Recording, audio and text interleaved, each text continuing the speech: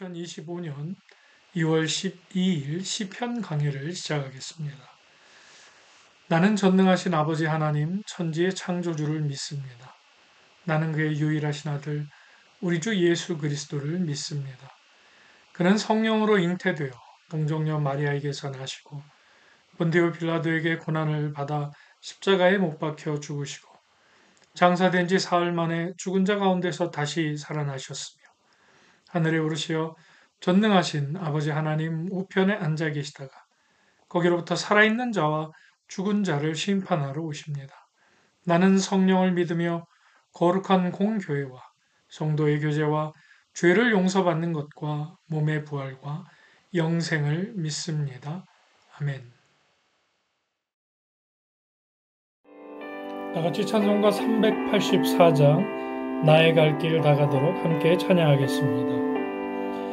나의 갈 길 다가도록 예수 인도하시니 내 주 안에 있는 긍휼 어찌 의심하리요. 믿음으로 사는 자는 하늘 위로 받겠네. 무슨 일을 만나든지 만사 형통하리라. 무슨 일을 만나든지 만사 형통하리라. 나의 갈 길 다가도록 예수 인도하시니 어려운 일 당한 때도 족한 은혜 주시네.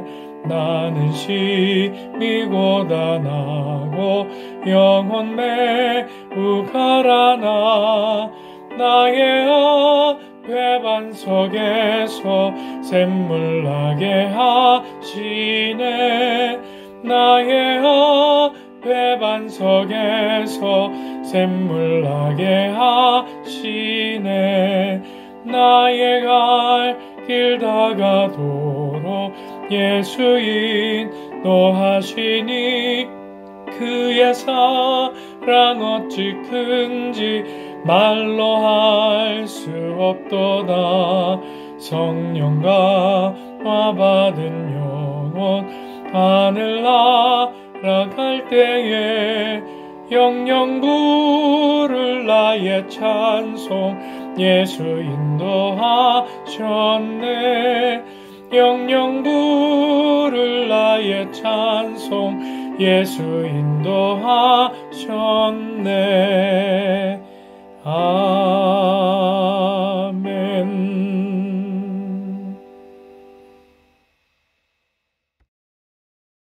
아멘. 말씀은 구약성경 시편 36편의 말씀입니다. 구약성경 826쪽에 있습니다. 구약성경 826쪽에 있는 시편 36편 1절에서 12절까지의 말씀을 함께 합독하겠습니다. 악인의 죄가 그의 마음속으로 이르기를 그의 눈에는 하나님을 두려워하는 빛이 없다 하니 그가 스스로 자랑하기를 자기의 죄악은 드러나지 아니하고 미워함을 받지도 아니하리라 함이로다. 그의 입에서 나오는 말은 죄악과 속임이라. 그는 지혜와 선행을 그쳤도다. 그는 그의 침상에서 죄악을 꾀하며 스스로 악한 길에 서고 악을 거절하지 아니하는도다. 여호와여, 주의 인자하심이 하늘에 있고 주의 진실하심이 공중에 사무쳤으며 주의 의는 하나님의 산들과 같고 주의 심판은 큰 바다와 같으니이다. 여호와여, 주는 사람과 짐승을 구하여 주시나이다. 하나님이여, 주의 인자하심이 어찌 그리 보배로우신지요. 사람들이 주의 날개 그늘 아래에 피하나이다. 그들이 주의 집에 있는 살진 것으로 풍족할 것이라. 주께서 주의 복락의 강물을 마시게 하시리이다. 진실로 생명의 원천이 주께 있사오니 주의 빛 안에서 우리가 빛을 보리이다. 주를 아는 자들에게 주의 인자하심을 계속 베푸시며 마음이 정직한 자에게 주의 공의를 베푸소서. 교만한 자의 발이 내게 이르지 못하게 하시며 악인들의 손이 나를 쫓아내지 못하게 하소서. 악을 행하는 자들이 거기서 넘어졌으니 엎드러지고 다시 일어날 수 없으리이다. 아멘. 이 말씀은 살아계신 하나님의 말씀입니다. 오늘 본문인 시편 36편도 다윗의 시입니다. 형식적으로는 다윗이 하나님께 나아가서, 그러니까 주석가들이 말할 때는 아마도 그러니까 성소에 나아가서 기도하는 기도시이다 그렇게 얘기를 하는데요. 그런데 그 내용을 살펴보면 잠언의 교훈과도 같은 이 지혜의 내용이 오늘 본문 시편 속에 담겨 있습니다. 즉 기도라는 형식을 통해서 하나님의 거룩하신 성품과 또 악인에게서 나타나는 악한 성품을 비교함으로써 결국 우리 안에 있는 악한 성품을 걷어내고 어떻게 하나님의 거룩한 성품을 품고 하나님 앞에 나아가야 하는지 살아가야 하는지 우리 인생이 하나님과 세상 앞에서 어떻게 살아가야 하는지를 교훈해주는 시편입니다. 다윗은 먼저 1절과 4절에서 하나님을 두려워하지 않는 이들에 대해서 말합니다. 인간의 관점에서는 단지 하나님을 두려워하지 않는 것을 악인이라고 할 수 있는가 사실 이러한 의문이 들 수 있습니다. 우리가 살아가고 있는 이 시대를 바라보면 더욱 그러한 마음이 들지요. 물론 자신의 선과 의를 드러내지 않는 그리스도인들이 여전히 많지만 하나님, 아니 교회를 몰라도 착하고 어질게 살며 사람들의 칭찬 듣는 이들이 많은 반면 하나님 알고 교회당에 다닌다고 하는 사람들 중에서 세상에서 손가락질 받는 이가 더 많아 보이는 시대여서 그런지 더더욱 그러한 의문을 품을 수 있게 됩니다.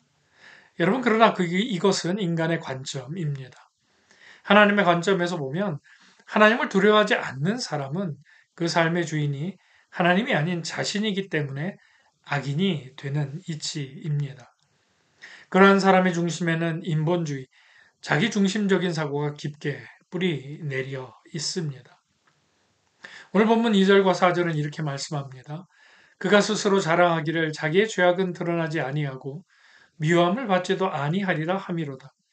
그의 입에서 나오는 말은 죄악과 속임이라. 그는 지혜와 선행을 그쳤도다.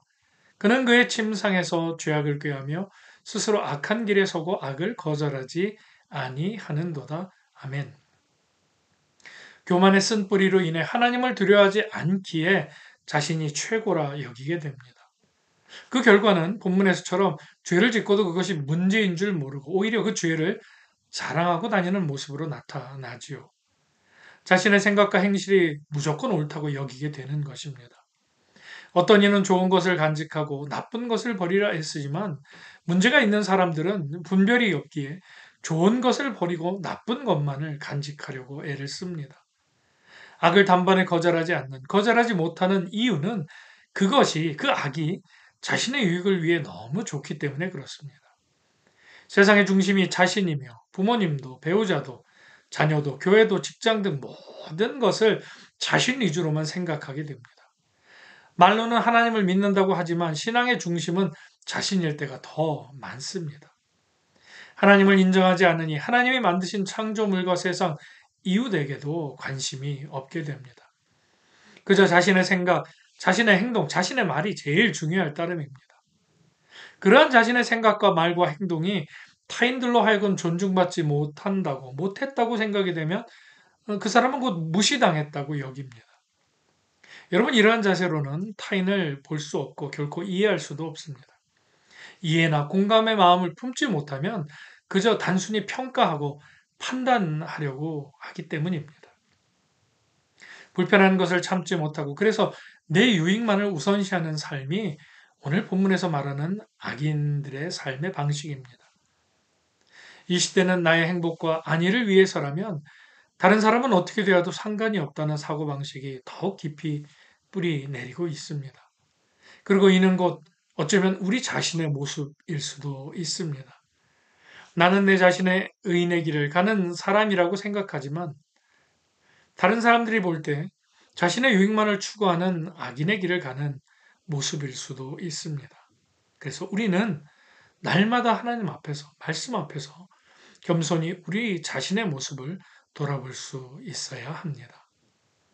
여러분, 다윗도 자신의 유익을 추구하다 큰 문제가 생긴 적이 있습니다. 바로 우리아의 아내 바세바를 범한 사건이지요. 사무엘하 11장 2절에 보면 저녁 때 다윗이 그의 침상에서 일어나 왕궁 옥상에서 거닐다가 그곳에 보니 한 여인이 목욕을 하는데 심히 아름다워 보이는지라 라고 적고 있습니다. 여러분, 당시 이스라엘은 암몬과 싸우는 국가적 위기의 순간이었습니다. 그런데 평소 같으면 전쟁터에 있어야 할 다윗이 웬일인지 그때는 전쟁터가 아닌 궁에서 저녁 때까지 늦잠을 자다가 깨게 됩니다. 잠에서 깬 그는 왕궁 옥상을 어슬렁어슬렁 거닐게 되는데 어떤 이들은 이 모습을 보고 다윗이 나라를 위해 기도하다가 이제 늦잠을 잔 것이다 라고 또 해석을 하기도 합니다. 사실 그 다윗의 어떤 하나님을 향한 신실함이나 평소 그의 영성을 보면 그렇지 않을까라는 생각을 합니다. 자, 그런데요. 본문에 사용된 사무엘하 11장 2절에 사용된 히브리어 원문을 살펴보면 다윗이 옥상에서 거닐다가라는 이 단어를 히브리어 단어 본뜻으로 보면 이 게으른 상태를 의미하는 부정적인 의미로 쓰는 단어를 쓰고 있는 것을 볼 수 있습니다. 그러니까 자신의 부하와 백성들은 나라를 위해 목숨을 걸고 싸우고 있는데 다윗은 옥상을 어슬렁어슬렁, 그러니까 즉 게으른 상태로 거닐다가 이 바세바를 보고 정욕을 품게 되었다는 거죠. 여러분, 자신이 있어야 할 자리에 있지 못하면 반드시 유혹과 시험이 찾아옵니다. 기도하며 영적으로 상황을 분별해야 하는데 자기중심적인 모습을 나타내는 그 순간 하나님의 마음에 합한 자였던 다윗이 무너지고 말게 되었던 것이죠. 다윗이 바라봐야 할 것은 한 여자가 아니라 자신의 민족을 살리시는 하나님께 시선을 맞추었어야 했습니다. 결국 다윗은 영적인 분별 없이 자신이 원하는 유익을 택하였고 자신이 원하는 대로 정욕의 유익을 행했으며 그 일이 자신에게 해가 되지 않도록 급기야 바세바의 남편인 충신 우리아를 돌아올 수 없는 전쟁터로 보내는 살인과 다를 바 없는 행동을 저지르며 그 인생에 큰 오점을 남기게 됩니다. 다윗의 이 인생의 오점을 우리는 우리 삶을 돌아보면 반면교사의 교훈으로 삼아야 합니다.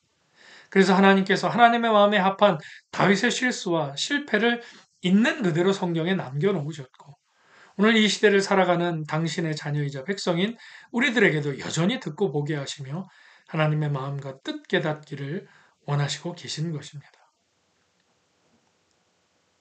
여러분, 그러나 의인의 뿌리는 자신이 아닌 오직 하나님 한 분뿐입니다. 그래서 하나님이 만드신 다른 창조물과 세상에도 마음과 관심을 의인들은 가질 수 있게 됩니다. 자신보다는 하나님의 말씀을 먼저 생각하고 사명을 생각하지요. 자신의 유익과 이익 만족보다는 은혜의 길을 묵상하며 불편을 감수하는 삶을 살아갑니다. 그래서 성경이 말하는 의인이 하는 생각과 언행은 언제나 이타적일 수밖에 없습니다. 시편 1편에 복 있는 사람은 시냇가에 심은 나무로 철을 따라 열매를 맺는 사람이라고 말합니다. 여러분, 나무는 절대 자신이 맺는 열매를 먹을 수 없지요. 나무는 열매를 열리게 하지만 그 열매를 먹는 것은 나무가 아닌 사람이나 동물들, 즉 타자입니다. 다른 사람들입니다. 마찬가지로 복 있는 사람, 즉 의인은 열매 맺는 삶을 살아갑니다. 그러나 그 열매는 자신을 우선시하는 자신을 위한 열매가 아니라 타인을 위한 것임을 잊지 않고 우리는 살아가야 합니다. 이런 이타적인 은혜 중심의 삶이 이 시대에 사실 더 필요합니다. 나누고 쪼개고 분리시키는, 그래서 대적하여 싸우게 하는 사탄의 이 모략이 극에 달하는 시대를 살며 다시 한번 먼저 하나님을 사랑하고 내 몸과 같이 내 이웃을 사랑하라는 이 주님의 말씀이 우리의 마음과 삶에 깊이 새겨질 수 있기를 소망합니다. 자, 본문 5절과 9절은 하나님께서 인자하심으로 주시는 은혜에 대해 다윗은 말합니다. 악인과 의인은 구별되어야 하지만 사실 구별되지 않을 때가 어쩌면 더 많지요. 우리가 살아가는 이 시대는 무엇이 악인이고 무엇이 의인이며 누가 어떤 것이 선이고 악인지 더 분간하기가 어렵기만 합니다. 다 교회 같아 보이고 성도 같아 보이는데 조금만 들여다보면 하나님과 무관하고 말씀과 무관한 뜻밖의 일들이 일어남을 보게 될 때도 많습니다. 그러나 다윗은 그러한 죄악된 우리들의 모습이 있을지라도 주님은 우리에게 이렇게 대응하신다고 5절에 말씀합니다. 여호와여, 주의 인자하심이 하늘에 있고 주의 진실하심이 공중에 사무쳤으며 아멘. 주의 인자하심으로 땅의 것만 보았던 우리의 악한 뿌리, 악한 본질을 이제는 예수 그리스도로 하늘의 신령한 것을 볼 수 있는 본질로 바뀌게 해 주셨고 주의 빛을 경험하게 해 주셨음을 믿으시길 바랍니다. 그리고 그 영적 체질의 변화는 8절의 말씀과 같은 결과로 이어지게 됩니다. 8절입니다. 주께서 주의 복락의 강물을 마시게 하시리이다. 아멘. 여기서 복락은 기쁨을 뜻합니다. 그런데 이 기쁨은 그냥 단순한 기쁨이 아니라 아다네카라는 어떤 최고의 기쁨, 최고의 즐거움을 뜻하는 말입니다. 또한 강물의 의미 역시도 그냥 졸졸졸졸 조용히 흐르는 강이 아니라 히브리어 단어인 나할, 골짜기에서 내리치는 급류라는 뜻이 이 문장 속에 담겨져 있습니다. 그러니까 골짜기에서 내리치는 급류와 같은 큰 기쁨과 즐거움이 그러한 기쁨을, 복을 하나님께서 주신다, 마시게 하신다라는 의미죠. 메말라 갈라진 척박한 땅에 많은 양의 물이 한꺼번에 쏟아부어지는 광경을 여러분 생각해 보십시오. 그와 같은 기쁨을 날마다 우리 삶에서 경험할 수 있다면 얼마나 좋을까요? 그런 하늘 신령한 복과 은혜가 우리 모두에게 충만하기를 주님의 이름으로 축원합니다. 여러분, 물결이 센 급류는 사람이 절대 감당할 수 없습니다. 자신의 몸을 지탱하기도 어렵지요. 하나님께서 허락하신 사정없이 내리치는 은혜의 급류가 우리에게 내리치고 폭포수처럼 쏟아 부어질 때 우린 감당할 수 없는 은혜를 경험하게 됩니다. 자동차 세차를 해보면요. 수압이 강한 물줄기로 차의 구석구석 묵은 오물과 먼지를 떨어내면 정말 속이 다 시원해집니다. 우리 곤고한 삶에도 이런저런 세상의 먼지, 찌꺼기, 오물들이 묻어 있을 때가 있습니다. 그런데 하늘에서 부어주시는 복락의 강물에 우리 몸이 적셔지고 그 물을 마시게 되면 은혜로 향하는 우리의 발목을 잡아채는 오물과 먼지, 세상의 찌꺼기들, 이 죄의 내용들을 떨어져 나가게 합니다. 내 주의 은혜 강가로 저 십자가의 강가로 내 주의 사랑 있는 곳 내 주의 강가로 아멘. 38년 된 병자가 베데스다 연못에 물이 통하기를 여러분 얼마나 간절한 마음으로 기다렸을까요? 그 간절함으로 주님 계신 은혜의 강가에 날마다 가기를 힘쓰므로 시와 때를 따라 부어주시는 이 복락의 강물을 마시는 은혜와 감사가 올 한 해 우리의 가정과 교회, 이 나라 민족 가운데 가득하기를 소망합니다. 우리 모두가 복락의 강에 거하면 그 강물을 마실 때 우리는 내 환경과 여건이 아무리 절망적이어도 그것을 초월할 수 있게 됩니다. 마지막으로 9절과 12절은 주의 빛을 바라보는 인생에 대해서 말해줍니다. 그래서 내 소망이 세상이 아닌 오직 예수 그리스도임을 고백하고 깨닫게 해줍니다. 삶의 터전이 무너지고 힘든 상황이 올지라도 환경과 문제가 나를 주관하지 않게 만드는 것이지요. 9절 말씀입니다. 진실로 생명의 원천이 주께 있사오니 주의 빛 안에서 우리가 빛을 보리이다. 아멘. 생명의 원천이 주님께 있다는 것을 깨닫고 주의 빛만 바라보도록 만들어 준다라는 것이지요. 우리가 복락의 강물을 경험하면 우리는 의인의 길로 갈 수 있습니다. 여러분 믿으시길 바랍니다. 그런데 우리가 복락의 강물, 그 기쁨을 경험하기 위해선 먼저 하나님께 우리의 마음을 쏟아내야 합니다. 아버지께 유산을 달라 하며 집을 떠났던 둘째 아들, 아버지를 떠나 세상에서 실패와 낭망, 좌절과 고통을 철저하게 경험한 아들은 다시금 마음을 고쳐먹고 돌이켜서 용기를 내서 아버지 집에 돌아왔을 때 비로소 자신이 여전히 아버지의 아들임을 깨닫게 됩니다. 그리고 아버지가 베푼 잔치에 참여할 수 있었지요. 아버지를 떠나 아무리 후회하고 한탄해봐야 소용이 없습니다. 다시금 아버지께로 돌아가야 한다는, 아버지 곁에 있어야 한다는 돌이키는 이 깨달음이 정말 중요합니다. 세상의 마음을 쏟아보면 결국 공허함만이 우리 안에 남습니다. 하지만 하나님께 마음을 쏟아부을 때 하나님께서는 이를 외면하지 않으시고 복락의 강물, 큰 기쁨의 강물을 우리들로 하여금 마실 수 있게 해 주심을 믿으시길 바랍니다. 오늘 말씀을 마무리하겠습니다. 우리는 더욱 하나님께 우리의 마음을 쏟아내야 합니다. 간절하게 하나님께 우리의 마음을 쏟을 때, 주의 곁에 있기를 소망할 때 주님께서는 예비하신 복락의 강물을 부어주시며 마시게 하실 것입니다. 그 복락의 강물은 때때로 우리를 휘감아 좌절케 하는 죄의 사슬들이 예수 그리스도로 해결받은 은혜의 구속임을 깨닫게 해주며, 그래서 무너지지 않고 무뎌지지 않고 무릎을 세워 천성을 향해 힘을 내어갈 수 있도록 하는 충분한 근거가 되어줍니다. 복락의 강물은 우리 삶의 온갖 근심과 걱정과 상처들, 죄의 어두운 그늘들을 은혜의 급류로 소멸시켜주며 오직 내 삶의 목적과 소망이 예수 그리스도인 것을 다시 한번 깨닫는 믿음의 길로 걸어갈 수 있게 해 줍니다. 주의 곁에 있기를 날마다 소망하며 예비하신 은혜의 강물을 마시며 결코 가라지 않는 삶을 살아가는 우리 모두가 되기를 간절히 소망합니다. 기도하겠습니다. 사랑과 은혜가 충만하신 아버지 하나님, 저희는 의인으로 살아간다 하지만 악인의 길에 설 때가 참 많습니다. 악인처럼 하나님을 두려워하지 않는 근거는 내 인생의 주인이 바로 나며 자기중심적인 생각에 빠져 있기 때문임을 오늘 말씀을 통해 다시금 깨닫게 됩니다.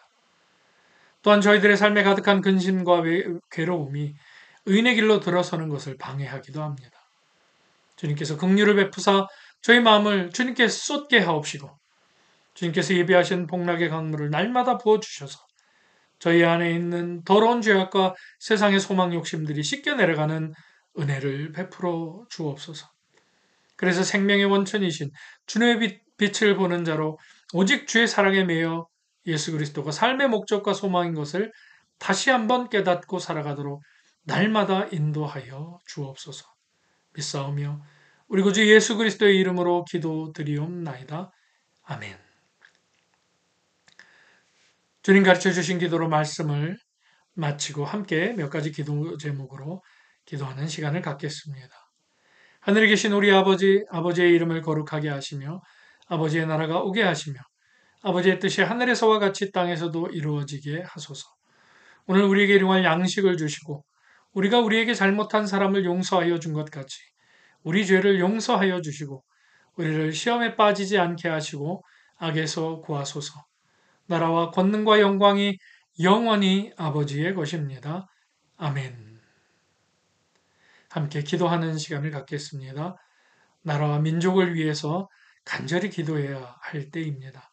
하나님의 선하신 뜻을, 하나님의 계획을, 하나님의 우리 민족을 향한, 이 나라를 향한 하나님의 계획이 있음을 믿고, 확실히 믿고 붙잡고 하나님의 도우심을 구하며 나라 민족을 위해 함께 기도해야 되겠습니다. 그리고 또 열방을 위해서 이 전 세계를 위해서 함께 기도해야 되겠습니다.